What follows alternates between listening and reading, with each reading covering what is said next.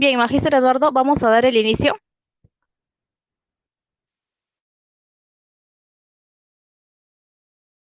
Sí, damos inicio entonces. Perfecto. Muy buenas tardes con todos. Les damos la bienvenida a la comunidad de Health Masterclass y a este webinar de bioseguridad hospitalaria. Es un gusto contar con todos ustedes. Hoy estará con nosotros el Magíster Eduardo Siesquén, quien estará a cargo de dirigir el tema del día. Les recuerdo que 15 minutos antes de finalizar, vamos a compartir por el chat del grupo de comunidad el enlace para registrar su asistencia, ya que es un requisito para recibir la constancia de participación.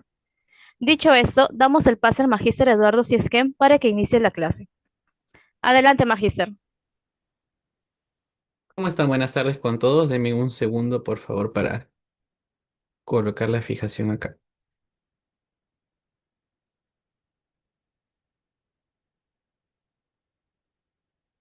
Ahora sí. ¿Qué tal? ¿Cómo están? Buenas tardes con todos. Bueno, muchísimas gracias por la invitación y la consideración. Mi nombre es Eduardo. Soy licenciado en enfermería. A la vez soy magíster. Soy docente universitario. También soy intensivista neonatal. Y bueno, el tema de hoy día que vamos a tratar es sobre mi otra área, que es prevencionista de infecciones. Pues no, agradezco mucho la invitación, la consideración y damos inicio porque solamente tenemos una hora, que es este webinar, para hablar sobre cuidados de dispositivos médicos y segregación de residuos hospitalarios. Nosotros como prevencionistas de infecciones y como enfermeros en general, sabemos que nosotros tenemos que prevenir, obviamente, las infecciones intrahospitalarias, pues no. Dentro de ellos, tenemos que tener en cuenta que las personas que ingresan a un hospital, obviamente pueden venir con alguna carga, ya sea viral o bacteriana, que estén obviamente ocasionando algún cuadro infeccioso que sea, obviamente, lo que está ingresando a un hospital el paciente. Otros casos no. El paciente no viene a un hospital por alguna infección, pero tenemos que tener en cuenta que toda la dimensión que hay en un hospital, ¿sí? Sean obviamente los dispositivos médicos invasivos, las camas del paciente, el lavado de manos, la segregación incorrecta, obviamente, de los residuos hospitalarios, entre otras acciones que se hacen o se realizan en un hospital, pueden aumentar, obviamente, el riesgo de causar una infección intrahospitalaria a este paciente. Pues no. Para eso nosotros tenemos que saber qué es una infección asociada a la atención de la salud. ¿Sí? Bueno, antes que avancemos, por mi parte no hay ningún problema, no hay ninguna incomodidad. Si ustedes alzan la mano o quieren preguntar algo, de mi parte no hay ningún problema. Lo pueden hacer, así también lo hacemos un poco más dinámica esta clase y podemos compartir mejor las experiencias, ¿sí? Bueno, ¿qué es una infección intrahospitalaria? Pues no, una infección intrahospitalaria es una infección, como bien el nombre lo dice, contraída por un paciente durante su tratamiento o su estancia en un hospital, pues no, y que dicho paciente no tenía ni estaba obviamente en cuadro de incubación en el momento que ingresó al hospital, ¿sí? Supongamos, mi familiar ya tiene 10 días en un hospital.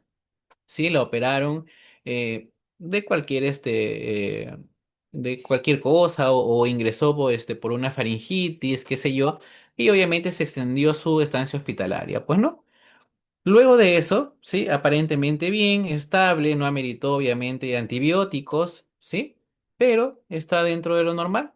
Y después, por ejemplo, en el octavo día o en el noveno día comienza a presentar signos de una infección.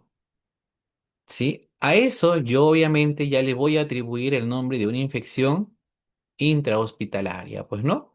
Obviamente una infección asociada a la atención de la salud, porque este paciente ya pasaron 48 horas de su ingreso, ¿sí? Y después de 48 horas comenzó a presentar signos de alguna infección o de algún cuadro infeccioso, ¿sí?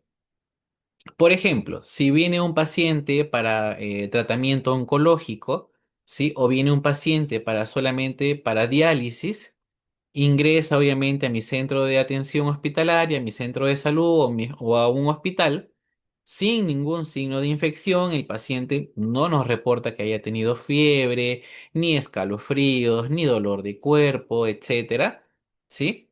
Sin embargo, después de 48 horas comienza a presentar signos de infección. A eso ya lo amerita, obviamente, a la atención hospitalaria, pues no. Entonces, una infección intrahospitalaria representa una causa importante de morbilidad, que también puede conllevar a una mortalidad si es que el cuadro de infecciones comienza a expandirse. ¿De qué estoy hablando? Por ejemplo, si yo tengo un paciente que comienza a hacer un cuadro de infección, ¿sí? Y supongamos que sea, no sé, a ver, una Klebsiella resistente, ¿sí? Una Klebsiella resistente que amerita, obviamente, todos mis cuidados por parte de vigilancia epidemiológica, por parte de los prevencionistas de infecciones, por parte del servicio mismo, por parte también del personal de enfermería y todo el equipo que, obviamente, corresponde a la atención hospitalaria. ¿Qué es lo que pasa con este paciente? Si yo no tengo todas las medidas de una prevención de infecciones, este paciente va a comenzar a expandir, obviamente, su infección. Pero no es que el paciente infecte. Eso también quiero que ustedes lo tengan en claro. Porque muchas veces nos decimos, oye, este paciente, justo este paciente ha infectado a tres más, pero no fue el paciente. O depende, obviamente, de qué microorganismo estamos hablando. Pues no, si es un aéreo o si es de contacto, ¿sí? Pero, obviamente, todas las medidas de bioseguridad que yo enfoque en ese paciente son las medidas que van a controlar la infección. Pero si yo no tengo ese tipo de cuidados, no tengo un prevencionista de infecciones y mi equipo de epidemiología o de vigilancia epidemiológica no me ha ayudado a asesorarme qué es lo que yo tengo que hacer para enfrentar esta infección obviamente de un paciente van a salir dos, tres, cuatro, cinco y obviamente ya estamos hablando de un brote, pues no. Pero esta morbilidad que se está acrecentando en mi servicio puede llegar a ser mortal. De eso sí tenemos que tener claro, porque si es una infección obviamente que se escapó de mis manos, puede llevar obviamente a la muerte de varios pacientes. Porque recuerden que los pacientes que están en un hospital también están inmunodeprimidos. ¿Sí? Tenemos también pacientes oncológicos, tenemos pacientes con cuadros inmunitarios que con una infección agregada podemos llevar a la mortalidad de esos pacientes. La OMS, ¿qué nos dice acerca de esto? Que siguiendo las pautas de prevención de infecciones de los dispositivos biomédicos, podemos disminuir hasta un 30% de estas infecciones. ¿Sí? Un 30%, no el 100%. Y ustedes miran, pero licenciado Eduardo, ¿qué más entonces aumenta? Pues no, si usted me dice que si yo cumplo estas medidas de las que vamos a hablar de aquí en más adelante, solo me disminuye un 30%, me queda un 70% más. Entonces, ¿o hago o no lo hago? Pues no. Pero estas cosas, en lo que es prevención de infecciones, se suma. Lavarte las manos nos suma hasta un 40%, ¿sí? Cumplir con las medidas de bioseguridad me suman hasta un 30%. Y cumplir con las recomendaciones de dispositivos biomédicos me logra elevar hasta un 30% más. Entonces, si yo sumo 40% un lavado de manos, medidas de bioseguridad un 30% y cumplir con las medidas o de cuidado de los dispositivos biomédicos, ya me sumo un 30% más, entonces ya estoy logrando un 100%, ¿verdad? Entonces, tenemos que tener en cuenta que para la prevención de infecciones es el cumplimiento de un paquete completo, obviamente, de medidas, ¿sí? Hoy día mi persona va a compartir con ustedes solamente, porque no nos alcanzaría el tiempo, vamos a hablar sobre los cuidados y recomendaciones internacionales sobre los cuidados de dispositivos biomédicos. Estamos hablando de catéteres venosos centrales, tubo endotraqueal y catéter urinario permanente. ¿Sí? Son recomendaciones generales a nivel mundial que nos da la OMS y la CDC. Agregado a ello, tenemos otras recomendaciones, de la cual obviamente no hablaría tan detalladamente porque no nos alcanzaría el tiempo hoy día. Pero vamos avanzando. Por ejemplo, Para el cuidado de catéteres venosos centrales, catéter urinario y también para tubo endotraqueal, ¿qué nos dicen? ¿Sí? La primera recomendación general es el cumplimiento con higiene de manos. Estamos hablando del cumplimiento de higiene de manos con agua y jabón o con ayuda, obviamente, de un gel que contenga alcohol al 70%. Pues no. Eh, ¿Cuál es la recomendación que me indica, obviamente, al manipular dispositivos médicos? Es que yo me higienice las manos. No me dice, Eduardo, tienes que lavarte las manos. ¿Sí? Me dice, tienes que higienizarte. Están hablando o te lavas las manos con agua y jabón o te aplicas alcohol en gel. Cualquiera de los dos métodos. ¿Sí? La efectividad es la misma. ¿Sí? No quiere decir que lavarme las manos sea más efectivo que aplicarme alcohol en gel. ¿Sí? La efectividad en el momento es lo mismo. Ahora, ¿cuándo yo tengo que realizar? Antes y después de la inserción de un dispositivo médico. Estamos hablando de un CBC. Antes de yo colocar un CBC, un catéter PIC, un catéter POR, si es obviamente ya un dispositivo invasivo completamente, un catéter POR o un PIC o un CBC o una vía periférica, yo tengo que lavarme las manos antes y después de la inserción, ¿sí? O higienizármelas, sea el caso. Si ustedes me dicen, pero licenciado, si van a colocar un catéter POR o un CBC dentro de una sala de operaciones, ¿también se puede aplicar alcohol en gel? No, porque estamos hablando de medidas quirúrgicas. Tiene que sí o sí lavarse las manos con agua y jabón, ¿sí? La otra indicación es antes y después de manipular. Si yo voy a manipular el dispositivo, ¿sí? Sea el CBC, sea el catéter percutáneo, por no, porque obviamente está dentro de las capas de la piel, ¿sí? Sea un CBC o un catéter PIC, yo tengo que lavarme las manos antes de, o higienizármelas, cualquiera de los dos, con alcohol en gel, ¿sí? Me higienizo las manos con agua o jabón o alcohol en gel, dependiendo. Y ahí tendríamos que hablar de los 5 momentos de lavado de manos, que obviamente ese punto se va a hablar, según lo que he revisado, se va a hablar dentro de los temas a dictar en el curso de que se va a dar obviamente a través de HM Class, pues, ¿no? Tenemos que tener en cuenta de los 5 momentos, ¿sí? En los 5 momentos ya lo sabemos, antes de realizar, antes de tener contacto con el paciente, antes de realizar alguna tarea séptica, ¿sí? Después de tener contacto con fluidos corporales, después del paciente y después del contacto con el entorno, ¿verdad? Pero muchas veces también nos justificamos en decir, no, pero licenciado, yo en mi institución no tengo papel. Sí, no tengo papel, clorexidina sí tengo, pero papel no. Pero sí tienes alcohol en gel. Recordemos que los 5 momentos no nos obliga que sí o sí tienes que lavarte las manos con agua y jabón, porque hay medidas que pueden suplir con el alcohol en gel. ¿Sí? Eso tenemos que tener en cuenta. Esa fue la primera recomendación. La segunda recomendación, por si acaso, no está descrito aquí abajo si lo recomienda la CDC o la OMS, pero al final de las diapositivas están colocadas todas las referencias bibliográficas que se han tomado en cuenta para esta exposición.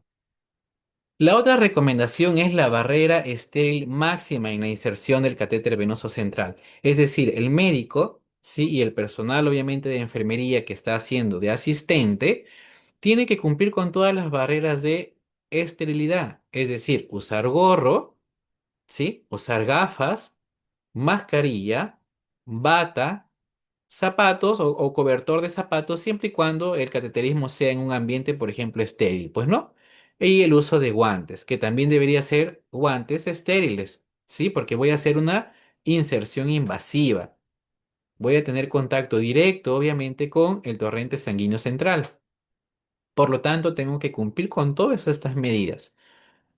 Y ustedes también me dirán, pero licenciado, ¿y el gorro? ¿Pero por qué tengo que utilizar el gorro? Sí, muchas veces hay personal, créanme que hay personal médico que nos hace esta pregunta. Pero recordemos que estamos tomando un cuadro en la zona en donde vamos a insertar el catéter venoso central, el cual hemos realizado obviamente la asepsia, la antisepsia de la zona y obviamente estamos insertando un catéter venoso central de larga permanencia que va a durar más de 3 días, ¿sí? Por lo tanto, yo tengo que evitar contaminar el sitio de punción con restos, obviamente, de mi cuero cabelludo, ¿sí? Y yo también debo cuidar mi cabello, porque si es un paciente, por ejemplo, que está en una unidad de cuidado intensivo y voy a colocar yo un catéter venoso central, me mandan una interconsulta, yo vengo de consultorio, tengo que colocarme mi gorro. Estoy entrando a una unidad de cuidado intensivo, en donde el ambiente, si no cumplen con todas las medidas, también está cargado porque obviamente el paciente está entubado, hay eliminación de micropartículas, hay aspiración de secreciones. Obviamente tengo que yo, como personal de salud y como persona, tengo que protegerme de cualquier cuadro de infección. ¿Sí? Uso mi gorro. Licenciado, ¿y pero por qué los lentes? Tengo que cuidar mis mucosas, ¿sí? Oftálmicas de cualquier salpicadura, ¿sí? Si no tengo la experticia de colocar un catéter venoso central, ¿sí? Tengo que utilizar mis gafas. Y eso también cubre para el personal que está asistiendo. Porque supongamos que el médico está tratando, obviamente, de insertar un catéter venoso central, no tiene la experiencia suficiente o está muy nervioso o es un paciente difícil que obviamente involucra mucho estrés, etcétera, el médico puede retirar el catéter venoso central porque no pudo colocar a la primera. Al sacar con fuerza quizá el catéter venoso central o al tratar de permeabilizar otra vez, salpica obviamente secreción, que en este caso sea sangre del paciente, me puede salpicar a mí como asistente, me puede también tocar parte de mi rostro o puede llegar a mis mucosas oftálmicas, ¿sí? El uso de mascarilla también para evitar, obviamente, ¿sí? Para evitar la diseminación de partículas. Un segundo, mi amor. Estoy, anda con la mamita. Hola. No, mi amor, anda. Sí, yo tengo que utilizar mascarilla. ¿Para qué? Para evitar o disminuir la segregación de micropartículas que yo, como enfermero o como médico, si estoy realizando la inserción, puedo esparcir obviamente mis partículas a la zona en donde está obviamente el punto de inserción. La bata para proteger, obviamente, para yo protegerme, ¿sí? Proteger mi uniforme de cualquier salpicadura y también para proteger la zona estéril o la zona que obviamente he desinfectado para insertar este catéter. Los guantes, ya sabemos cuál es su función, ¿sí? Disminuir el riesgo, obviamente, de que la flora o mi flora que tengo en mis manos pase obviamente a la zona de inserción. Para colocar un catéter venoso central tenemos que cumplir con la antisepsia con clorexidina alcoholada. Y muchos aquí también me preguntarán, pero licenciado, eh, ¿qué debo yo realizar primero? ¿Tengo que lavar la zona? ¿Tengo que solamente aplicar clorexidina alcoholada? ¿Qué es lo que hago? En mi centro o en mi hospital no tengo clorexidina alcoholada, licenciado. Solamente tengo clorexidina jabonosa, ¿no? Supongamos. No tengo clorexidina con alcohol. ¿Qué hago o qué no hago? ¿Qué debo hacer? Para eso obviamente tenemos nosotros como profesionales leer la descripción médica. Si yo tengo una clorexidina jabonosa y voy a realizar con ello la antisepsis, ¿sí? De la zona, tengo que tener en cuenta que ese tipo de clorexidina yo tengo que enjuagar, es decir, aplicar luego agua o cloruro de sodio para barrer obviamente la clorexidina. ¿Sí? No puedo dejarla en contacto. Si tengo una clorexidina alcoholada, perfecto, ¿sí? Clorexidina, aplico obviamente en el punto de inserción, esparzo, ¿sí? También tenemos que hablar aquí cómo hago, licenciado, en forma circular o marco en forma de nicho, en forma de Z, cuál es lo mejor, dependiendo obviamente de la edad del paciente, ¿sí? Ya se ha demostrado que haciendo obviamente el vaivén de derecha a izquierda y de arriba para abajo, tenemos obviamente una mejor adherencia del antiséptico. Pero esta forma no la podemos aplicar, por ejemplo, en pacientes neonatales. O esta forma de desinfección tampoco podemos aplicarla, ¿sí? O esta técnica de desinfección no podemos aplicarla en pacientes, obviamente, con cuadro agudo de lesiones, obviamente, en piel. Sí, es por eso que tenemos que nosotros saber cómo voy a realizar la técnica de desinfección. Hago de lado a lado, de derecha a izquierda, arriba hacia abajo, sí, siempre y cuando tu paciente sea un adulto, sí, no tenga lesiones en la piel, no sufra de dermatitis atópica, no sea un adulto mayor en donde ya su piel obviamente es muy delgada, sí, o no sea un paciente neonato, ¿sí? Entonces, aplicamos la clorhexidina al 2% y aquí sí quiero que me participen ustedes. ¿Cuántos segundos yo debo realizar la fricción para asegurarme que el antiséptico esté haciendo su efecto? Estamos hablando de clorhexidina alcoholada. ¿Cuántos segundos ustedes creen que yo debería aplicar? 15, 20, 30, 60 segundos.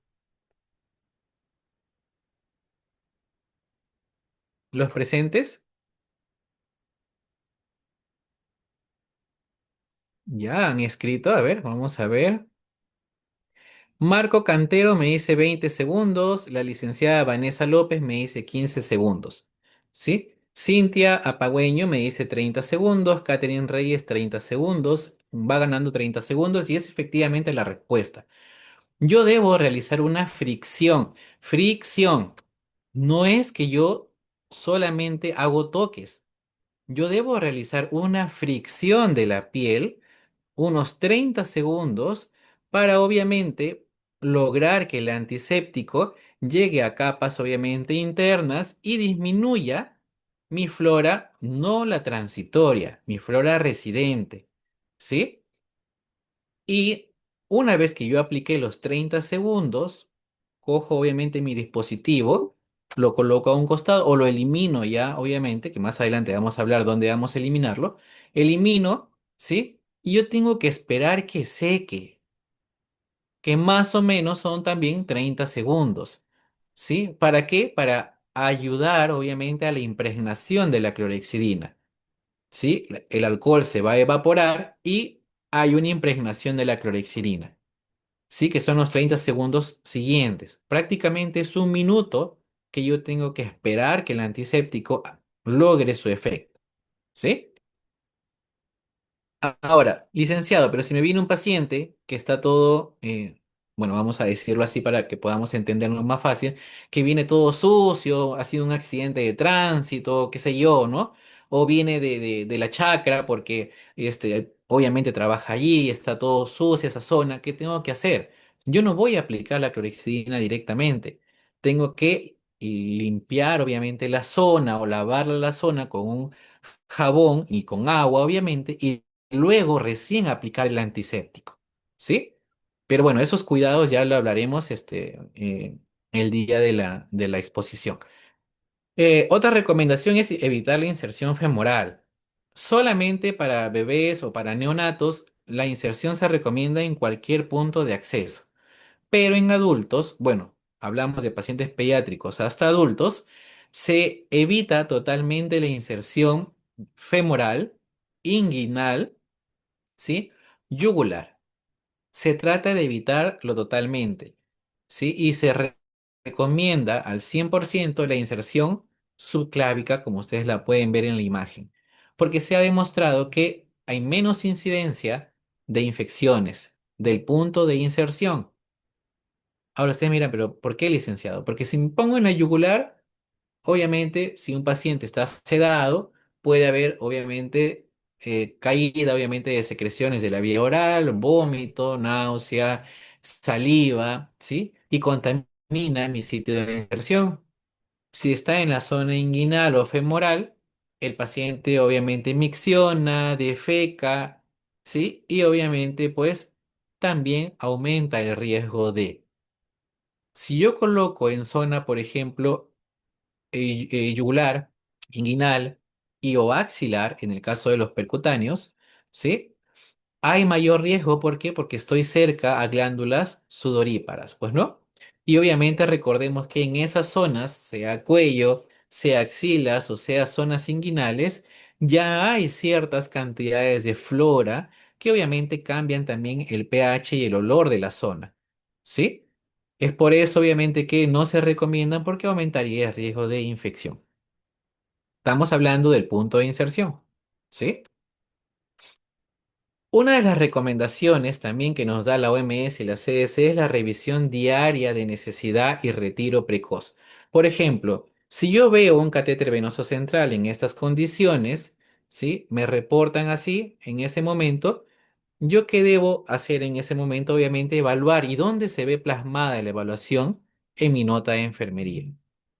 ¿sí? En mi nota o en mi evolución diaria de enfermería, pero muchas veces yo leo la nota de enfermería y me ponen CBC para hidratación o para infusiones y ponen dos puntos, midazolam, ketamina, dopamina, dobuta, etcétera, qué sé yo. Pero no me ponen la revisión diaria. ¿Por qué ustedes creen que la OMS y la CDC dijeron, oye, ¿sabes qué? También ponle ahí como recomendación. ¿Por qué creen ustedes? ¿Por qué creen ustedes que la OMS, siendo una entidad obviamente internacional y todo, por qué dijeron, no, y sabes qué? Tienes que revisar diario, pues no? ¿Por qué creen? ¿Algún comentario por ahí la sala?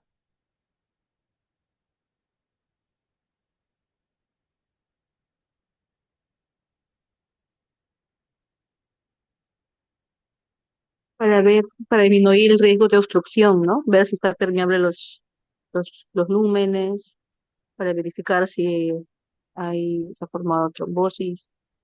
Ujú. Gracias, Katiuska. Vamos a ver aquí también en escrito. Vamos a ver. Evitar el riesgo de infección. Claro, o sea, ese es el punto o el de fondo, pues no es el punto de fondo evitar la infección. Pero nosotros tenemos que evaluar el punto de inserción. ¿Para qué? Para ver si es que hay signos de infección en el punto de inserción, ¿sí? Si la zona no está flogótica, no está enrojecida, no está obviamente adolorida, ¿sí? Yo tengo que ir evaluando el punto de inserción. Me ponen para signos de flogosis, sí, es muy cierto, Yanina. Gelit me dice, revisarlo diariamente permite detectar signos tempranos de infección local, enrojecimiento, calor, secreción, dolor o sistémicos como fiebres, calofríos. Una infección asociada a CBC puede evolucionar a bacteriemia, sepsis con alta mortalidad. Es muy cierto, Gelit, lo que has comentado y agradezco el comentario. Pero nosotros como profesionales de la salud, tanto médicos como enfermeros, debemos evaluar diariamente la necesidad desde el punto de inserción hasta el retiro precoz del dispositivo. Si la enfermera, que es el primer ente o la primera persona que evalúa los dispositivos, y aquí quiero recalcar algo, una vez que el paciente tenga dispositivos médicos, ya no es responsabilidad del médico, porque muchas veces hay el comentario, ah, no, tiene una derivación ventricular, es responsabilidad del neurólogo, yo no sé nada, yo soy enfermero. Tiene un CBC, es del cirujano de tórax o el que lo ha puesto. No es mi responsabilidad. ¿Sí? No. Esas frases tenemos que quitárnosla de la cabeza porque el paciente con todos sus dispositivos invasivos es responsabilidad del personal de enfermería. ¿Sí? Y eso tenemos que tenerlo en cuenta y cuidar los dispositivos biomédicos. ¿Sí? No saliéndonos de este tema. Yo evalúo como enfermero el punto de inserción. Está enrojecido, está flogótico, ¿sí? Hay secreción purulenta en el punto de inserción, está con una gasa porque le han puesto una gasa compresiva porque hace el día de ayer le pusieron la gasa, porque el día de ayer le colocaron recién el dispositivo, ¿sí? O está suturado como lo ven ustedes aquí en la imagen, ¿sí? Todas esas características yo tengo que tenerlas en cuenta, porque si es un catéter que se me obstruyó un lumen, si es un catéter que está supurando o es un catéter que se está extravasando, ese dispositivo no debe permanecer insertado. ¿Por qué? Porque está causando ya una infección al paciente y no puede estar ese dispositivo conectado. ¿Por qué les hago mención de la fijación? Porque también ya es una recomendación que ya no está descrita. Ya está prohibida, obviamente, hacer las suturas, ¿sí? Porque aumentan el riesgo de infección porque estás rompiendo y estás causando una lesión o bueno, en la integridad de la piel, pues, ¿no? Ahora, como ustedes pueden ver, este dispositivo también tiene un gel de clorexidina. ¿Se recomienda el gel de clorexidina ahora? Sí, no. ¿Solamente en neo, solamente en pediátrico, solamente en adulto o por qué lo colocamos? ¿Sí? Eso también obviamente tenemos que nosotros saberlos como profesionales de enfermería que somos. Vamos avanzando porque son tres dispositivos que tengo que hablar y vamos a pasar al catéter urinario permanente. En el catéter urinario permanente Tal cual también los otros dispositivos invasivos que estamos hablando, solo se colocan bajo indicación médica. No es si mi paciente no orinó, no es si mi paciente viene por emergencia y para evitar cambiar pañal a cada rato, que a mí no me gusta, ponle su sonda. No, aumentamos el riesgo de que el paciente haga una infección intrahospitalaria. ¿Sí?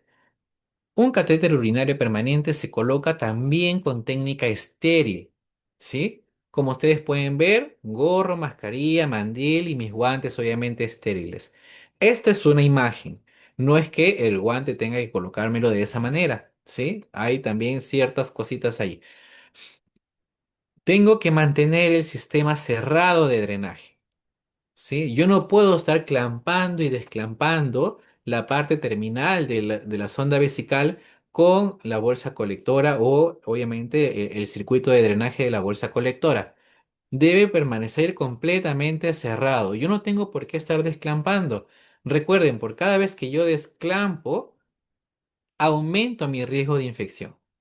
Si en mi hospital, por ejemplo, mi riesgo de infección es un 10%, quiere decir que de 100 pacientes que me ingresan, 10 de ellos hacen una infección urinaria, quiere decir que cuando yo inserto un catéter urinario, este paciente ya ingresa con un 10% de riesgo de infección. Y yo le voy aumentando cada vez que hago un desclampaje accidental, un desclampaje para hacer colección de orina, que el médico me pidió un cultivo de orina y tengo que desclamparlo, etcétera. Yo voy aumentando más ese riesgo de infección. ¿Sí? El circuito tiene que estar completamente cerrado. La bolsa colectora tiene que estar por debajo del nivel vesical del paciente, no por encima, porque si hay retorno de la orina a la vejiga, aumentamos el riesgo de infección. ¿Sí? Tampoco debe estar como ven en la imagen. No puede estar cerca del suelo. ¿Qué nos dicen las recomendaciones? Que debe estar por encima, ¿sí? Como mínimo 20 centímetros. Lo recomendado es a partir de 30 centímetros. Pero aquí también me dirían ustedes, pero licenciado, nosotros también somos bajitos, no podemos tener la cama muy elevada, ¿sí? O la cama no da, etcétera. Pues no miles de, obviamente, de comentarios. Pero yo tengo que saber entonces cuidar el tubo de drenaje de la bolsa colectora de orina. ¿De cuál estoy hablando? De aquí, de este, de la válvula de drenaje, ¿sí? No puede estar en contacto con el suelo. Y recordemos que el drenaje de orina también debo obviamente limpiarlo. No puedo dejar ahí que obviamente que estén las gotitas de orina ahí acumuladas, ¿sí? Y que mucho menos esté en contacto directo con el suelo. ¿Por qué? Porque después coloco la bolsa de orina en la cama del paciente. La recomendación de retirar tan pronto sea posible es eficaz. Disminuimos completamente el riesgo de infección si ya no hay el dispositivo, obviamente, que va a conllevar a esto. ¿Sí? Si el paciente no lo amerita, ha sido un paciente adulto joven o adulto, con micción espontánea, no ha tenido ningún inconveniente, solamente se le colocó porque ingresó a sala de operaciones, qué sé yo, o un procedimiento, obviamente, que ameritó colocar una sonda vesical, se debe retirar inmediatamente, porque el paciente no tuvo dificultades ni complicaciones, obviamente, en el control de la micción. ¿Sí?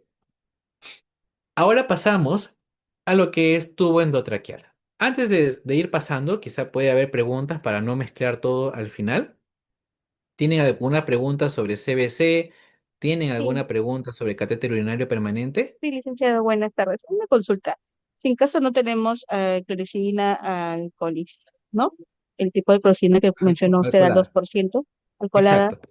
y solo tenemos la clorexidina jabonosa y el alcohol que siempre hemos manejado en el hospital, ¿cómo se manejaría Ajá. la limpieza? Ya.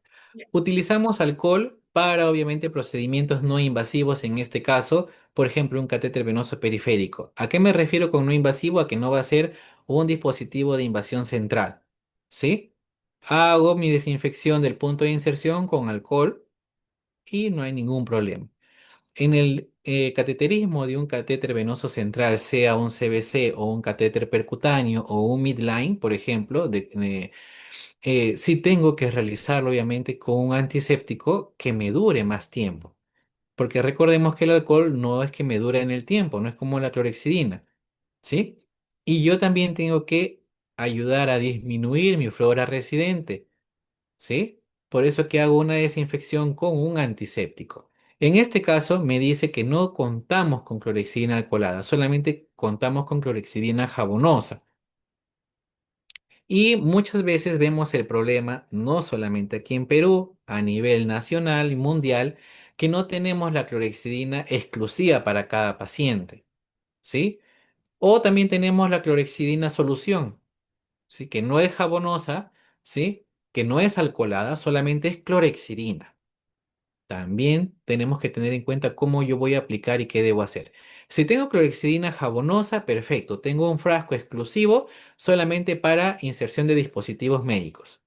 No para más, no es que está conectado ahí en el caño, ¿sí? En mi lavabo, al lado de mi lavabo, y de ahí voy a retirar y con esa misma clorexidina voy a realizar el procedimiento. No, tiene que ser una clorexidina exclusiva, obviamente, para procedimientos.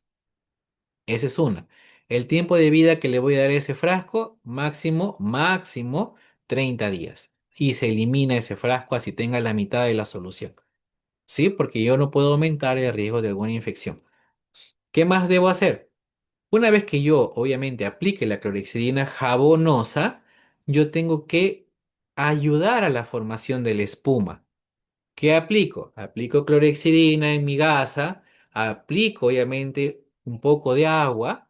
¿Para qué? Para formar la espuma en la gasa. Yo no puedo aplicar la clorexidina solución a una gasa seca y en la piel seca voy a comenzar ahí a frotar. Tiene su mecanismo de cómo actúa la clorexidina jabonosa. Aplico clorexidina en mi gasa, aplico agua. ¿Sí? Y comienzo, obviamente, primero la gasa, saco espuma en la gasa y comienzo a frotar. ¿Por cuánto tiempo la clorexidina jabonosa? Lo más recomendable es llegar, obviamente, a más de 30 segundos. ¿Sí? La clorexidina jabonosa. ¿Sí? Hasta el minuto. ¿Por qué? Porque en menos de ese tiempo yo no logro, obviamente, que la clorexidina haga un efecto total. Porque la estoy removiendo o retirando antes de. ¿Cómo yo voy a retirar la clorexidina jabonosa en espuma? Aplico obviamente agua a chorro en esa zona, dependiendo obviamente en qué situación me estoy encontrando. O lo otro, obviamente, hacer un arrastre con una gasa. Pues no, y obviamente limpio la zona. Si yo tengo clorexidina solución, es parecido, pero ¿qué es lo que no tengo que hacer? Removerlo. ¿Sí? Yo no remuevo la clorexidina solución. Aplico obviamente directo ya en la zona, hago una fricción con mi gasa empapada en clorexidina solución, ¿sí? Del centro hacia afuera o en un vaivén o de arriba hacia abajo, depende obviamente de las recomendaciones de mi institución, ¿sí? Hago un frotado de 30 segundos y espero a que seque. Espero a que seque, ¿sí? Si es alcoholada, ya le hemos dicho. ¿Sí? Frotamos por 30 segundos. Espero que seque esos 30 segundos también. Hasta eso se evapora el alcohol y comienzo con, obviamente, el procedimiento. ¿Sí? Ahora, en el caso de clorexidina solución, si ya llegó al minuto y todavía el licenciado no llegó a secar, sí lo puedo ir retirando con toques. ¿Sí? Una gasa con toques, retiro el exceso de clorexidina en piel y comienzo con el procedimiento. ¿Alguna pregunta más? ¿Alguna duda más? Para el mantenimiento del CBC que hacemos, bueno, acá lo hacemos cada 2 días, dependiendo si está sangrando el punto, cambiamos diario. ¿Cómo sería la higiene? Ah, ya. Licenciada Vanessa López me está preguntando, en el caso de una BBPC, no sé qué es lo que significa. No sé si es vía periférica. Dice en neonatos si no tenemos clorexidina. En neonato tenemos que tener en cuenta algo. Si yo no tengo clorexidina con concentración menores al 2%, no uso la clorexidina. Puedo utilizar alcohol. Sí, en ese caso, por ejemplo, una vía periférica. Pero si yo voy a colocar un catéter venoso central, Sí, y yo tengo, obviamente tengo que tratar de, ya, una vía venosa periférica centralizada, ya, estamos hablando de la colocación de un catéter percutáneo, ¿verdad? Con inserción periférica. En este caso, si yo no tengo clorexidina, no tengo exactamente clorexidina en mi institución, ¿sí? Puedo hacerlo con alcohol. Pero aquí que tengo que tener en cuenta que el alcohol se evapora rápido. Y el alcohol es de efecto inmediato y no tiene obviamente duración.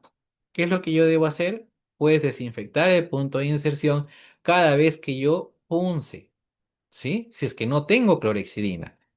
Pero si yo tengo, licenciado, clorexidina al 2%, ¿qué es lo que yo tengo que hacer? Obviamente, diluirlo con agua para tener una concentración al 0,5%, que es la clorexidina recomendada para el uso de neonatos o pacientes menores de 2 meses.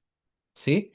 Se ha encontrado en unos estudios restos de clorexidina en el torrente sanguíneo. Aún no hay estudios que nos diga qué es lo que está causando en un neonato estos restos de clorexidina, pero ya más adelante me imagino que saldrán esos resultados de esas investigaciones. ¿Sí? Eh, bueno, solamente eso. Si yo tengo clorexidina jabonosa, licenciado, lo mismo. Trato de diluir un poco la clorexidina, ¿sí? Para al menos lograr que sea del 0,5 hasta el 1%, porque obviamente no sé la concentración eficaz que yo estoy o la dilución eficaz que estoy realizando y aplico. Ahora, en neonato no es como antes suponíamos también que teníamos que lavar el brazo primero y luego hacer un lavado 3 veces con clorexidina. No, eso ya no se realiza. Con una sola antisepsia del punto de inserción es suficiente. ¿Sí? Me hicieron la otra pregunta sobre el mantenimiento de la higiene del CBC. Si yo realicé la antisepsia del punto de inserción con clorexidina, ¿cuándo debe ser, licenciado, la siguiente curación? La siguiente curación debe ser al séptimo día. Ahora ustedes miran, pero ¿por qué, licenciado? No hasta el séptimo día. Se supone que cuando ustedes hicieron la inserción del CBC, ¿sí? Obviamente ustedes han limpiado la zona. ¿Qué quiere decir? Han tomado una gasa empapada con agua o con este cloruro de sodio y han retirado todos los restos, ¿sí? Sanguíneos que haya quedado por el punto de inserción. ¿Verdad? Han retirado, prácticamente han dejado la zona limpia. Recuerden que esta clorexidina sí tiene un efecto residual de 6 horas. ¿A qué me estoy refiriendo? Un efecto residual, obviamente, de la flora transitoria. ¿Sí? Transitoria. Ahora, cuando yo hablo de la flora residente, cuando la clorexidina llegó a capas internas, ¿sí? Y obviamente no es que mate a la flora residente, sino que, por ejemplo, yo tengo aquí en mi mano Staphylococcus epidermidis, 100 colonias por milímetro cúbico, centímetro cúbico, ¿verdad? Un ejemplo. ¿Qué hizo la clorexidina acá? Que estas 100 colonias que habían en este cuadradito ya no haya 100 colonias, sino baje a 10 colonias. Esas 10 colonias no van a causar ningún cuadro infeccioso, ¿sí? Ahora, ¿cuánto demora el licenciado más o menos desde que disminuyó esa flora hasta que vuelva a su flora normal? Va a demorar de 7 hasta 10 días dependiendo de algunos casos. Es por eso que la recomendación se debe realizar cada 7 días. Pero, Eduardo, ¿sabes qué? Hemos visto que en el punto de inserción hay restos hemáticos, restos de sangre, el punto de inserción. Si hay restos de sangre, porque a veces colocan el punto y no sangró el punto, ponen el tegader todo bonito y en la entrega de reporte una gotaza ahí de sangre. Y la otra colega me dice, ¿por qué no le has puesto la gasa? Pues no. Sí, bueno, no había obviamente sangre en el punto de inserción. ¿Cuánto tiempo puedo esperar, licenciado? Podemos esperar 48 horas, ¿sí? Pasadas las 48 horas, yo retiro esa gasa compresiva porque no debe estar más de 48 horas, ¿sí? Y realizo la primera curación, ¿sí? Ahora, es muy claro lo que dice Yanina. Depende verificando el punto de inserción. ¿sí? Lo ideal es cada 7 días, perfecto. Pero como les digo, si hay una gasa allí que está obviamente tapando o presionando o haciendo la función de compresión en el punto de inserción, a las 48 horas esa gasa ya no debe estar, ¿sí? Las curaciones de un punto de inserción, sea CBC, catéter percutáneo, etcétera, no debe, ¿sí? No debe curarse diariamente. ¿Por qué? Porque aumentamos el riesgo de infección, aumentamos infección en el punto de inserción y aumentamos el riesgo de que, vayan ingresando los microorganismos que están adheriéndose a la parte externa del dispositivo, que vayan ingresando por el punto de inserción. Y la licenciada Vanessa me pregunta, ¿una curación de una centralizada de neonatos, es lo correcto hacer la curación en las 24 horas? No. Esperamos hasta las 48 horas. ¿Sí? 48 horas la primera curación. Y las siguientes curaciones cada 7 días. ¿Sí? Ya les expliqué por qué el motivo. ¿Alguna otra pregunta más? Para agregar solamente un comentario, dice, Katiuska me hace un comentario que cada 2 días lo curábamos, pero con clorexidina. Sí, no, deberíamos dejar que obviamente la clorexidina haga su trabajo, no apliquemos bastante clorexidina porque recordemos que estamos disminuyendo la flora residente del paciente, que es una flora normal en todas las personas, no es que esté causando daño. Aparte de eso son eh, microorganismos que ayudan a proteger obviamente al paciente, ¿sí? Además de eso, yo estoy causando o puedo causar una irritación en el punto de inserción, ¿sí? Porque tener contacto seguido con clorexidina aumenta obviamente el riesgo de hacer una dermatitis atópica, ¿sí? Katiuska, levantaste la mano, ¿tienes un comentario?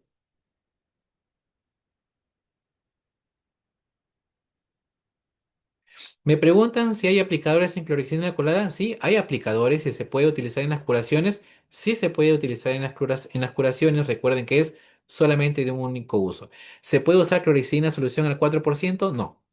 Recuerden que la clorexidina al 4% es solamente para materiales, ¿sí? Materiales inertes, no para contacto con mucosas, ni mucho menos, bueno, no piel, mucho menos mucosas. Hay un estudio, antes que me olvide, para la colocación de un catéter urinario permanente que nos menciona, obviamente, que para en el caso de mucosas no se debe higienizar con clorexidina, solamente con agua y jabón, y ya es una recomendación, ¿sí? Y además que en el caso del hombre solamente es higienizar el glande, ¿sí? Hasta la base del pene, suficiente. En el caso de la mujer es diferente. En el caso de las mujeres, higienizar desde, obviamente, el meato urinario y elevar hasta la sínfisis púbica y por debajo, obviamente, hasta llegar a la zona perianal. Esa es la limpieza adecuada, no es solamente higienizar allí nada más en el meato urinario y se acabó. Sí, esas son las recomendaciones, bueno, que se están agregando y con fundamento científico. ¿Sí? Bueno, seguimos, si no, vamos a pasar la hora, obviamente. Recomendaciones en el tubo endotraqueal, elevar cabecera de 30 a 45 grados. Esta recomendación todavía está viable, no hay estudios que la derroguen, ¿sí? Sigue obviamente activa. Hay estudios, sí, que nos dicen, pero licenciado, mire, yo acá tengo un estudio, uno de cuantos que han hecho que han dicho que la cabecera a 30 a 45 grados. Ya hay estudios que no dice licenciado, pero acá dice que estando a 0 grados tampoco hay riesgo de infección. Es cierto, pero también tenemos que tener en cuenta, ese estudio ha sido con pacientes que han recibido alimentación enteral, ¿sí? Han recibido alimento o sin alimento. ¿Verdad? Tenemos que tener en cuenta eso, porque nosotros estamos ingresando una sonda hasta el estómago, no hay un cierre total, obviamente, del ingreso de alimentos, por lo tanto hay riesgo de que regresen los alimentos y se pueda broncoaspirar el paciente. ¿Sí? Así que se sigue manteniendo esta recomendación de elevar la cabecera de 30 a 45 grados. ¿Cuál es la siguiente recomendación que nos da la OMS y la CDC? La higiene oral con clorexidina. Pero aquí sí hacemos un pequeño hincapié. Estas recomendaciones de la CDC, ¿sí? Nos decían que debemos utilizar la clorexidina. Ahora, justo lo dejé esta diapositiva. ¿Por qué? Porque ahora ya nos dice que no debemos utilizar clorexidina en mucosas. Es por eso que para hacer la realización de la zona de la zona perineal para la colocación de un catéter urinario permanente, tampoco debemos hacerlo con clorexidina porque es mucosa. De rápida absorción puede ocasionar hasta quemadura. Depende de la concentración de clorexidina, ¿sí? Y es por eso que hoy en día ya nos mencionan que la higiene oral de un paciente con tubo endotraqueal sí lo debo o lo puedo realizar con, obviamente, enjuagues bucales. Pues no, aplicamos enjuague bucal, realizamos el cepillado, ¿sí? Con un cepillo exclusivo, obviamente, para pacientes entubados. No es el mismo cepillo de que yo cojo y voy cepillando y a la vez voy echando ahí agüita para que salga la espuma. No, es un cepillo que tiene obviamente su sistema de aspiración continua. Conecto yo a mi empotrado, que va obviamente a mi circuito de aspiración, conecto el cepillo, aplico obviamente el enjuague oral, humedezco el cepillo en el enjuague oral y comienzo a remover todas, obviamente, las capas que se forman, obviamente, en los dientes. Pues, ¿no? Hacemos la higiene de lengua también, la higiene, obviamente, de encías superiores por debajo del labio y es suficiente. He tenido yo un caso, sí, de un paciente entubado que nos mandan una interconsulta de epidemiología de presencia, obviamente, de parásitos en boca, ¿sí? Vamos, obviamente, porque obviamente cuando nosotros pasamos nuestra ronda de epidemiología, no es que yo voy y yo le abro la boca al paciente, reviso el tubo, no. Vamos y verificamos paciente entubado, sí, correcto, cómo están, obviamente, ha aumentado su necesidad ventilatoria, ha aumentado su PEP, su fracción, etcétera, qué sé yo. Sí, vamos evaluando eso y vamos evaluando si hay una condición agregada al paciente, si ya hay signos de infección, obviamente, a nivel pulmonar que ya esté causando una neumonía asociada al ventilador mecánico, en especial un tubo endotraqueal. Pero no es que yo me vaya y revise la dentadura del paciente, la boca, la lengua, etcétera. Eso obviamente ya es responsabilidad de cada servicio. Y exactamente, mandan una interconsulta, nos vamos con, obviamente, el cirujano de boca, vamos a evaluar y el paciente tenía un absceso dental, ¿sí? Es decir, tenía una picadura de diente, ¿sí? Un diente cariado, no había recibido tratamiento, obviamente, pues no hacían una higiene oral y había presencia ya de parásitos. ¿A qué me refiero? De gusanos, ¿sí? Por favor, hagamos la higiene oral de nuestros pacientes entubados, ¿sí? No lleguemos al punto de formación de placas porque vamos a ocasionar las pérdidas dentarias de algunos pacientes, que también ha sucedido.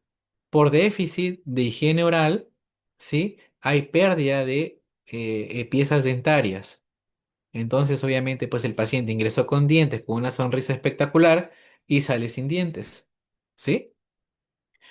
Aparte de eso, bueno, nos estábamos ya yendo del tema.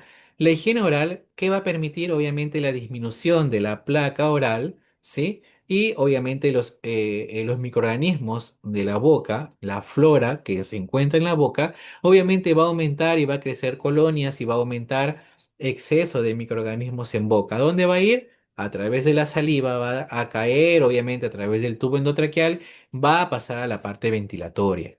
Sí, es por eso que se debe realizar la higiene oral. Hay literatura que nos recomienda 3 veces al día, hay literatura que nos dice 2 veces al día, mañana y noche, ¿sí? Se debe realizar. ¿Qué más tenemos que tener en cuenta? De aspirar las secreciones de vía oral antes de manipular el tubo endotraqueal. Muchas veces, ¿qué hacen? Ah, el paciente ya está que tose. Voy directamente, aspiro tubo endotraqueal y las secreciones orales por deglución ingresan también a la vía aérea.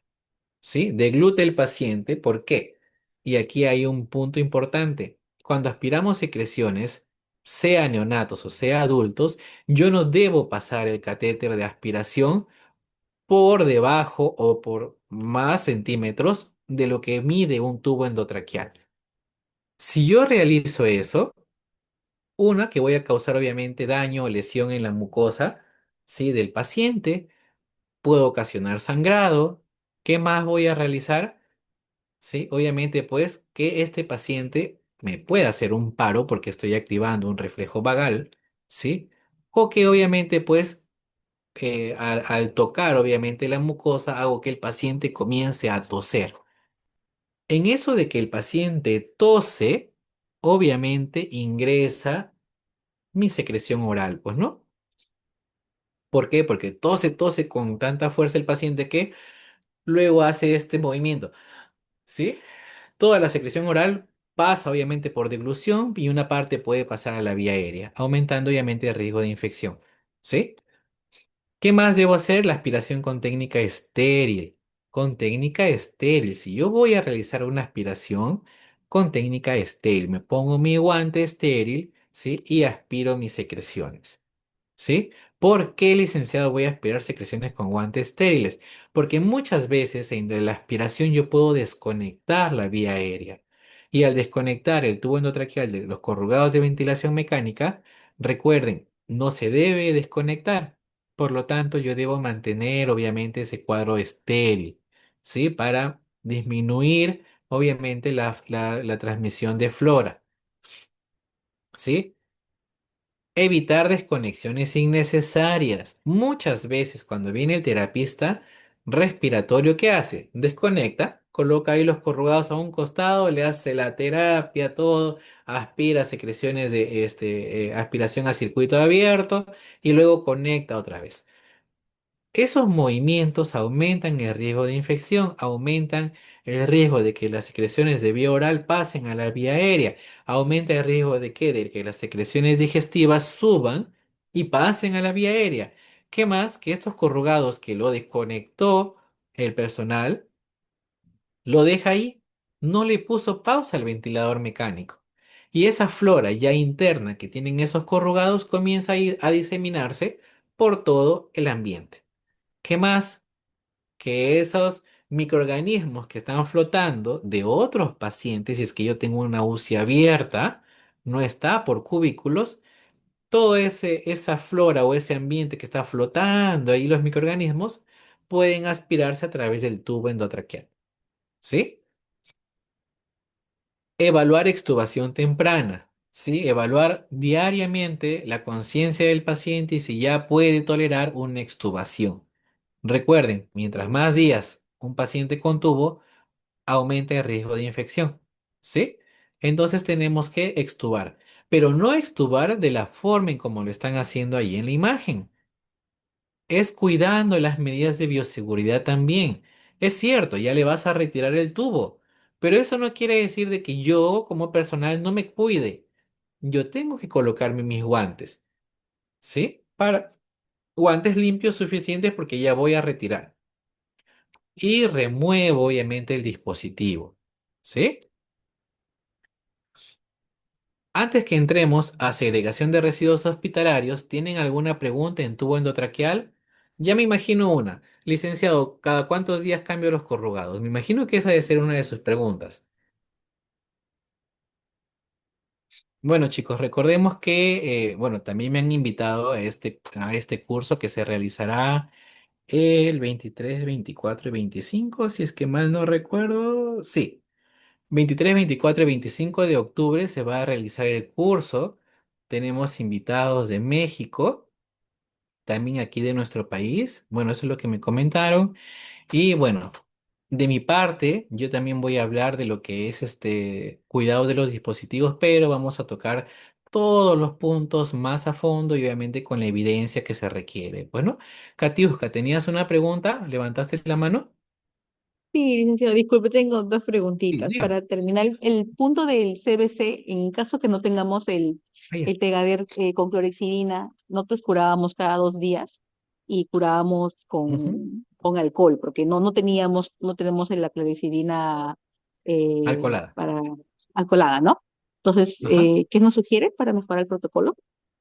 Ya, Katiuska, tenemos que tener en cuenta de que si a ver, Los apósitos transparentes, que en este caso usted me menciona que es Tegader, bueno, Tegader es la marca, los apósitos transparentes con clorhexidina tienen un fundamento de uso. Si mi centro hospitalario, hablemos de mi servicio de medicina, ¿sabe qué, licenciado? Mi servicio de cirugía, ¿no? Un ejemplo. Sí, mire, mis médicos no se lavan las manos, colocan el CBC como quieren, qué sé yo, ¿no? Miles de factores. Y mi riesgo de infección de un catéter venoso central, licenciado, es pero altísimo. Para eso se creó el apósito de clorhexidina. ¿Para qué? Para tratar de disminuir el riesgo desde el punto de inserción, ¿sí?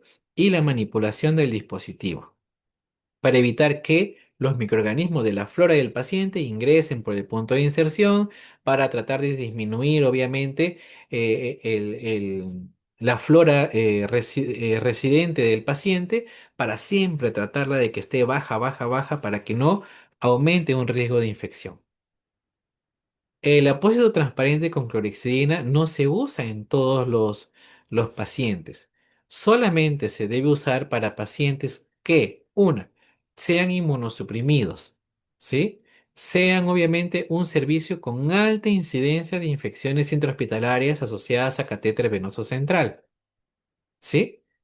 Y o a pacientes obviamente oncológicos.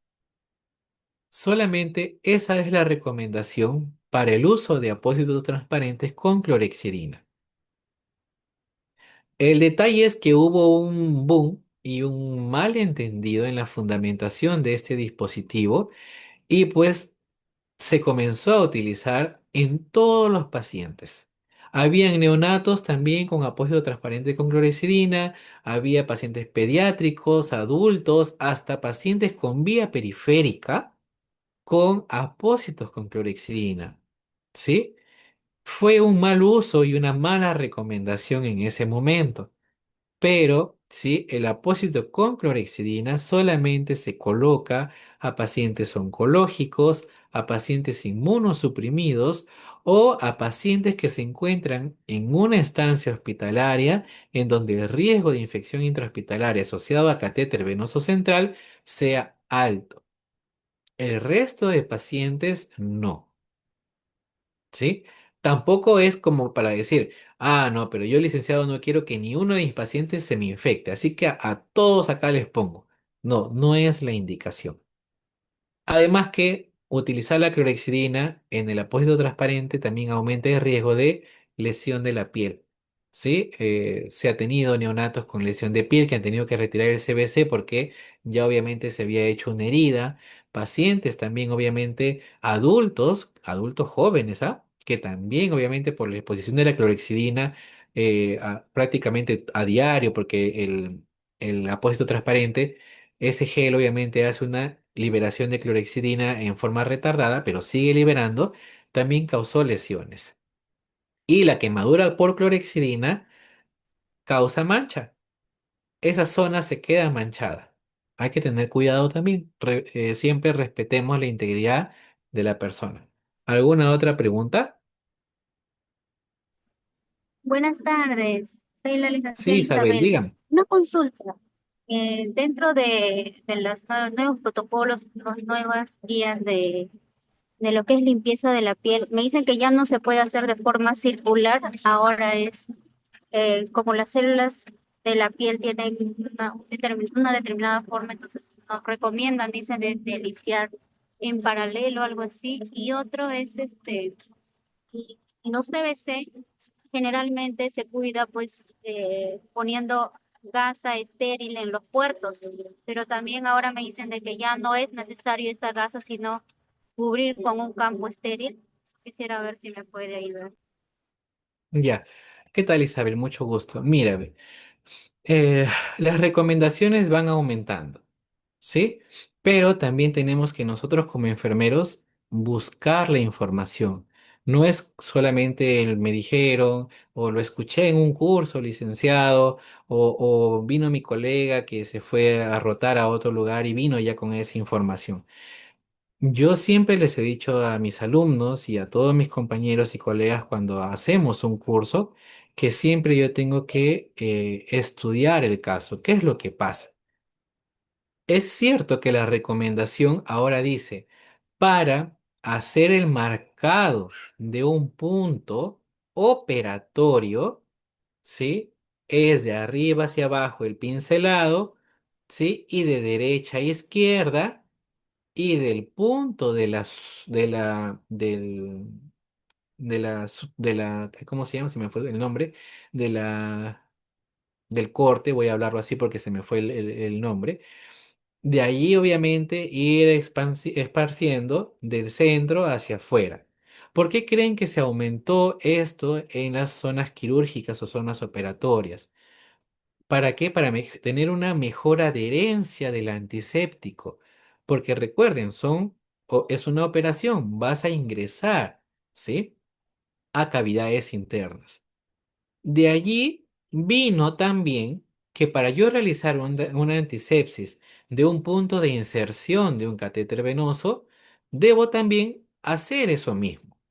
¿Por qué creen que en un adulto, estamos hablando desde un paciente ya pediátrico, pasado obviamente los 8 años, hasta un paciente de 45 años, se debería realizar este marcaje también para un punto de inserción? Porque recordemos que la piel de un adulto tiene su estrato córneo bien formado, tiene su estrato córneo grueso, ¿sí? Está su piel hidratada. Por lo tanto, querían que obviamente el antiséptico también se fije correctamente al colocar un punto de inserción de un catéter venoso central. Es por eso que también se trajo esa recomendación de la parte quirúrgica a la parte de un punto de inserción. Y es por eso que también hacen el marcaje de arriba hacia abajo, de derecha a izquierda y terminan desde el punto de inserción a la periferia. Y hasta allí se tomaron los 30 segundos de marcaje, que son los 30 segundos que me pide la clorexidina alcoholada para hacer efecto. Espero los 30 segundos y aplico. Pero licenciado, si usted me dice que más o menos es en una edad, ¿sí? De 8 hasta los 45, 50 años, ¿qué hago con el resto, licenciado? Estamos hablando de pacientes neonatales. Yo no puedo hacer ese marcaje. ¿Por qué? Porque la piel de un neonato, si es muy prematuro, voy a causar una lesión. Imagínense frotar de arriba a abajo, de derecha izquierda y después del punto de inserción a la periferia, voy a lesionar su piel. Es por eso que en neonatos no se hace esta recomendación. ¿Por qué en adultos mayores tampoco, licenciado? Porque puedo acartonar la piel del adulto. ¿Qué quiere decir? Voy a frotar, ¿sí? Y con el alcohol y el antiséptico y la fricción que estoy realizando, puedo lesionar la piel, hasta puedo arrancar la piel de un adulto mayor. Y además, la piel del adulto mayor tiene menos estrato córneo. La piel del adulto mayor ya es menos gruesa, ¿sí? Entonces, yo también tengo que saber en qué situaciones o en qué pacientes voy a aplicar las técnicas del marcaje, ¿sí? Bueno, espero que haya quedado claro eso. ¿Hay alguna pregunta más, por favor, antes que empiece ya con el otro tema? Bueno, entonces vamos pasando. En el siguiente tema, que bueno, es para ya ir culminando, nos toca hablar sobre segregación de residuos hospitalarios. ¿Qué es lo que nos recomiendan a nivel internacional? Que yo, como enfermero, yo como médico, como personal técnico, etcétera, yo debo separar bien mis residuos. Y aquí es lo que yo siempre les menciono a mis alumnos de enfermería, a mis colegas enfermeros. Está bien que yo a veces le haga el favor al personal médico en eliminar sus residuos, pero el responsable de la eliminación de sus residuos es la persona que genera el residuo. Si yo, Eduardo, voy a poner una vía periférica, quiere decir que yo voy a eliminar todo ese residuo que he generado al poner una vía periférica.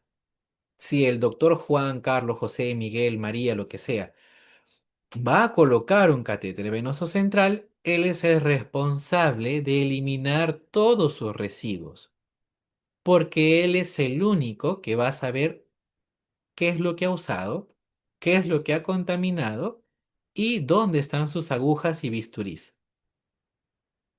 Ha pasado que a veces el personal de enfermería dice, doctor, ya, voy a botar ya esto. ¿Alguna aguja, algún bisturí acá? No, ya los eliminé. Ah, perfecto. Cojo, recojo todo el material y te terminas pinchando o cortando. O no me corté yo. Gracias a Dios recogí, no me pasó nada. Boté al tacho, ¿sí? Rojo, porque obviamente ya es material contaminado. Y mi personal de limpieza viene, saca y se corta, ¿sí? La persona responsable, y quiero que ustedes lo tengan en cuenta, las 80 personas que nos están acompañando, lo tengan en cuenta y sepan la responsabilidad de esto, es que el personal que genere el residuo es la persona que tiene que segregar, ¿sí? Vamos a usar códigos internacionales de colores. El detalle aquí es que en otros países, por ejemplo, utilizan el color verde, el color amarillo, rojo y negro. ¿Sí? Aquí en Perú utilizamos esos tres colores, amarillo, rojo y negro. Sé que en otros países ya utilizamos el color verde y sé que en otros países el amarillo con el rojo es al revés de lo que dice la norma técnica aquí en nuestro país, que es Perú. ¿Sí? Y obviamente el uso de contenedores rígidos que también tienen ciertas características. Ahora sí vamos a hablar. Las personas que sean de otro país que estén aquí en la sala, vamos a ver más la denominación del residuo, más no el color, porque sé que hay variaciones. Por ejemplo, hay estados que agregan la bolsa verde en donde hay eliminación de material orgánico. Orgánico no biológico, orgánico, quiere decir todos los alimentos sobrantes del consumo de los pacientes ingresa obviamente a esa bolsa. Solo alimentos, más no el tupper o los cubiertos, ¿sí?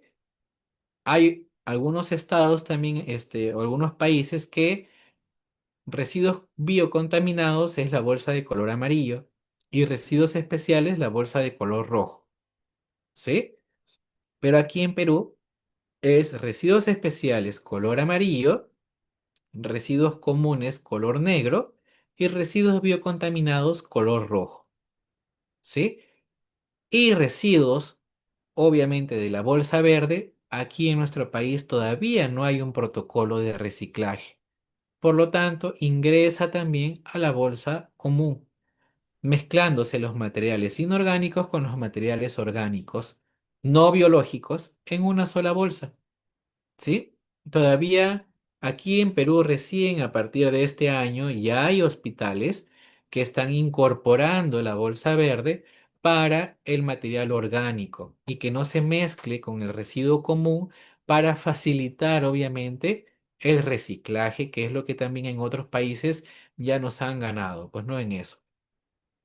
Pero una segregación correcta de residuos hospitalarios se basa en el manejo seguro de desechos para proteger al personal de salud, para proteger también al paciente y disminuir obviamente el riesgo de cualquier infección y a nuestro medio ambiente. No nos olvidemos de nuestro medio ambiente, por favor. Sepamos cuándo utilizar guantes. Los guantes ya están en el mar y los peces no usan guantes, ¿sí? Por favor, tenemos que cuidar nuestro medio ambiente. La OMS y la CS en este año 2025 dijeron guantes no. Y tenemos que saber también cuándo utilizarlos. ¿Sí? Entonces, residuos comunes, pues ya lo sabemos, ¿no? Pero aquí en nuestro país, como ya les venía diciendo, todavía está mezclado. Alimentos, sobrantes, eh, residuos administrativos, papeles, envases plásticos, cartón, etcétera, en una sola bolsa que es el color negro, que son desechos no peligrosos, ¿sí? Van en la bolsa de color negro. Residuos biocontaminados Son desechos que están contaminados con agentes infecciosos o pueden representar un riesgo para la salud, como muestras de sangre, material de curación y objetos punzocortantes como agujas, bisturís, etc. Todos estos materiales se consideran biocontaminados, pero el biocontaminado, que es la bolsa roja, también tiene su anexo, que es el contenedor rígido rojo que vamos a hablar más adelante. Pero licenciado, yo soy de Chile y cuando realizamos una curación de herida, no botamos, obviamente, las gasas en la bolsa de biocontaminados. ¿Por qué? Porque Chile hizo una investigación que obviamente las gasas contaminadas, en este caso de una curación de herida, dependiendo obviamente la curación, si es una curación de una herida limpia, o es una herida que no está obviamente con secreción purulenta, etcétera, no llega a niveles, ¿sí? Que causen una contaminación al ambiente, ni mucho menos obviamente a las personas. Entonces, esa gasita lo eliminan obviamente como residuo común, pero aquí en nuestro país no. En nuestro país, Perú, toda toda material que esté en contacto con secreción del paciente, sea orina, popó, sangre, bueno, deposición, sangre o residuos serológicos, ingresan a biocontaminados, incluido agujas, incluido bisturí. ¿Sí? Residuos especiales son desechos que no son peligrosos biológicamente, pero sí químicamente o físicamente, como medicamentos caducados, reactivos de laboratorio, pilas, fluorescentes, etcétera. ¿Sí? Entonces, deme un segundo. Ya, ya está. Había un poquito de ruido. Y tenemos, obviamente, por último, ya para terminar esta exposición, los contenedores rígidos, tanto rojos como amarillos. En contenedor rígido rojo colocamos todo material biocontaminado que pueda causar lesión por corte a otra persona. Hablamos de agujas, hablamos de bisturís, ¿sí? Y hablamos obviamente frascos de medicamentos, por ejemplo, yo rompo una ampolleta y obviamente el casquito y la ampolleta pues sí me pueden cortar. ¿Dónde ingreso? En el contenedor rojo, ¿sí? Licenciado, pero ¿y entonces el contenedor amarillo qué elimino ahí? ¿Sí? Frascos de residuos, ¿sí? No biocontaminados, sino de residuos químicos. Por ejemplo, licenciado, ¿sabe qué? Aquí tengo el frasco de formol, por ejemplo, que utilizo en la unidad de patología. Ya se nos venció. Ah, bótalo en el contenedor rígido rojo. ¿Por qué? Porque es un frasco de vidrio, se puede romper. Perfecto, lo boto ahí. Licenciado, aquí tengo, no sé, este medicamento viene en una presentación de lata, ¿no? ¿Dónde lo voy a botar? En el contenedor amarillo. ¿Sí? ¿Por qué? Porque tiene obviamente restos químicos. Boto en el contenedor amarillo. ¿Sí? No es que todo elimine solo en el contenedor rojo. ¿Sí? Ahora, preguntas. Yo sé que en segregación de residuos me van a preguntar de todo. Vamos a ver si es cierto. Dice, ¿y la guía de CBC dónde va? Ahí tenemos una duda, licenciado. La guía de un CBC es punzo cortante, ¿sí? Porque tiene punta. Todo material con punta debe ser eliminado en contenedor rígido rojo. Y ustedes me dirán, uy, pero licenciado, mi contenedor rígido es pequeñito, meto la aguja, se llenó, ¿verdad? Para eso existen contenedores rígidos rojos grandes. ¿Sí? Grandes, en donde obviamente yo pueda eliminar ahí mi guía. Licenciado, ¿la bolsa de nutrición parenteral se elimina en contenedor rojo o contenedor amarillo? Uno debe saber, ¿sí? Para todos, no solamente para Cindy, para todos, ¿En qué momento mi material cambia de presentación? Bueno, o más de presentación, cambia en su forma de ser, pues, ¿no? ¿Dónde va, licenciado? ¿Negro, rojo, amarillo? ¿Dónde va? Si mi bolsa de nutrición parenteral ya lo conecté al paciente ya se convierte en un material biocontaminado. ¿Sí? Si yo ya conecté a la línea de infusión y lo conecté al paciente, se convierte en biocontaminado. Por lo tanto, toda mi bolsa más la línea va directo al contenedor de bolsa roja. No es que yo tengo que desconectar a nutrición bolsa amarilla. Mi línea corto, porque este tiene punta, lo corto y lo boto al contenedor rígido rojo y la línea a la bolsa roja. No, porque todo se convirtió en un residuo biocontaminado. No se desconecta, va todo completo y directo a la bolsa roja. ¿Sí? Licenciado, los frascos de cloruro o dextrosa, ¿dónde van? Esa es la pregunta que siempre me la hacen.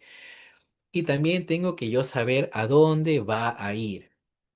Recordemos que los frascos de medicamentos van al contenedor amarillo, ¿sí? Siempre y cuando no se hayan utilizado. Por favor, escuchen bien. Si yo tengo, licenciado, en la farmacia o en mi stock de medicamentos, en mi unidad, y pucha, se me venció los cloruros, licenciado, no me di cuenta, ¿dónde lo boto? Bolsa amarilla. No es que yo tenga que cortar el frasco, boto todo el frasco por el contenido por el retrete. No, se bota completo, ¿sí? Licenciado, pero ese cloruro yo ya lo conecté al paciente y ya cambió de presentación. Si ya se conectó al paciente, ya es un residuo biocontaminado. Pero licenciado, este frasco yo solamente lo corté y lo utilicé porque, ¿sabe qué? Hoy día han curado la herida de este paciente. No ha tenido contacto con el paciente, el doctor no ha cogido este frasco. Yo lo corté, le he aplicado el agua a chorro en la herida para lavarla. ¿Y dónde va este frasco? Este frasco ya no tiene contenido. Si ya no tiene contenido, este frasco va a una bolsa de color negro. Es por eso que yo tengo que saber, obviamente, ¿sí? Yo ya tengo que saber en qué momento se convierte este residuo en biocontaminado, en común o especial. Y las ampollas de persodio y potasio, licenciado, si son los frascos plásticos, ¿sí? Son los frascos plásticos con contenido, boto en contenedor de bolsa amarilla, ¿sí? Pero si licenciado, mi ampolleta es de plástico, pero le he utilizado todo, o sea, no queda ni una gota, entonces tendrás que botarlo a la bolsa de color negro, ¿sí? No, pero licenciado, mi ampolleta es de vidrio, el gluconato de calcio, por ejemplo, viene de vidrio y ya lo abrí.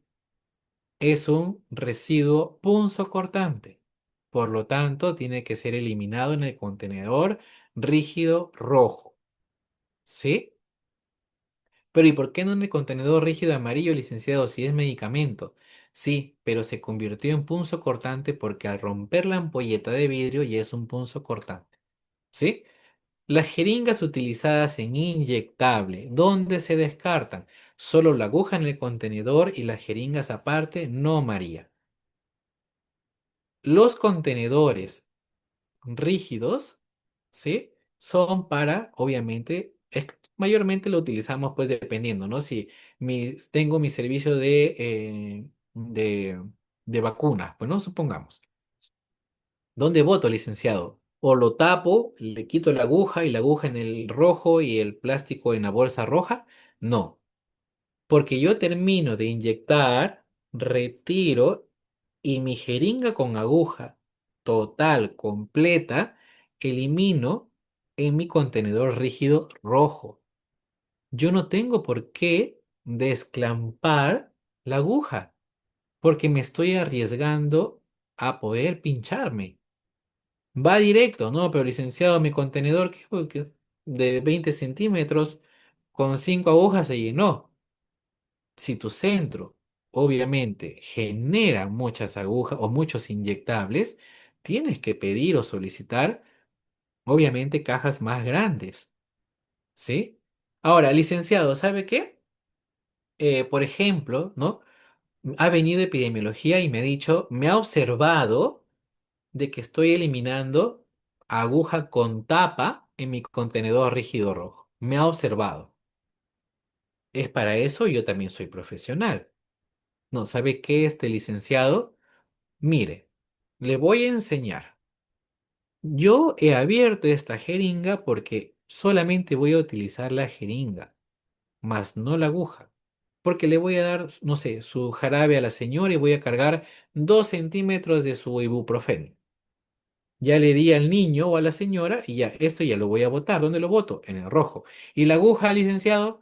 ¿Que lo tengo que desclampar para botarlo? No. Con todo y su casco, se elimina en el contenedor rojo. Rígido rojo. Pero si yo ya lo utilicé, yo no debo volver a reencapuchar porque estoy poniéndome en riesgo y no debo desclampar, ¿sí? Esa jeringa con aguja va directo al frasco de contenedor rígido rojo. El frasco de ampolla de vacunas, ¿lo debo eliminar en el contenedor amarillo o en el contenedor rojo? Va en el contenedor rojo, Virginia. ¿Por qué va en el contenedor rojo? Porque es un frasco, ¿sí? De, obviamente, de vidrio y va a ser un punzo cortante, pues, ¿no? Pero aquí hay una ligera controversia, porque dicen, pero licenciado, ¿sabes qué? El contenido del, de la aguja o de la ampolleta en este caso, el contenido de la ampolleta, licenciado, es virus, son bacterias, ¿sí? ¿Dónde lo voy a botar? Porque si son virus o bacterias, deberían ir en el amarillo. Y esa es la gran controversia. Recuerden que en el amarillo solamente van material corrosivo, material inflamable, ¿sí? O material obviamente especial, ¿sí? O altamente química, ¿sí? Por ejemplo, la nutrición parenteral son contenidos químicos. Por ejemplo, las sustancias oncológicas son sustancias químicas, pero una ampolla de vacuna no es químico, es biológico. Y al ser biológico, va en el contenedor rojo de biocontaminados. ¿Sí? Ahí a veces hay una controversia con eso. No, pero licenciado, son vacunas. Sí, pero son biológicos. Y al ser biológicos va a un contaminado. Pero al rígido, no a la bolsa. ¿Por qué? Porque se va a convertir en un punzo cortante si se rompe. ¿Sí? Entonces, bueno. eh, conmigo ya es todo. Creo que nos pasamos un poquitito, ¿sí? Aquí está la literatura, los que quieran, por favor, revisar las referencias bibliográficas, ¿sí? Y de mi parte sería todo hasta el día de hoy, pues, ¿no? Como les estaba diciendo, bueno, el día 23, 24, 25 tenemos la capacitación de todas las medidas de bioseguridad que se ha ido, creo que compartiendo o se va a compartir con los presentes. Hay ponentes internacionales que son colegas de México. A mí también me han invitado en esta ponencia, la cual agradezco. Voy a estar con ustedes hablando sobre el catéter venoso central y sobre el catéter urinario permanente, pero obviamente con puntos ya más a fondo desde la elección del dispositivo hasta el retiro, obviamente. Pues no hablamos desde la inserción, mantenimiento, cuidado y retiro del dispositivo. Bueno, de mi parte agradezco mucho la presencia de todos ustedes. Es lo que quería compartir. si hubiera alguna pregunta antes ya de retirarme, si no ya les dejo con Flor para que les dé algunas recomendaciones. ¿Sí? Bueno, si no hay preguntas, entonces eso es todo de mi parte. Agradezco la participación. Hasta luego. Hasta otra oportunidad. Bien, muchísimas gracias, Magíster, por su participación el día de hoy. Excelente exposición.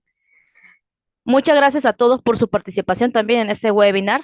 Antes que se vayan, voy a explicarles brevemente cómo van a obtener su constancia de participación. Un momento para poder compartir su pantalla, por favor.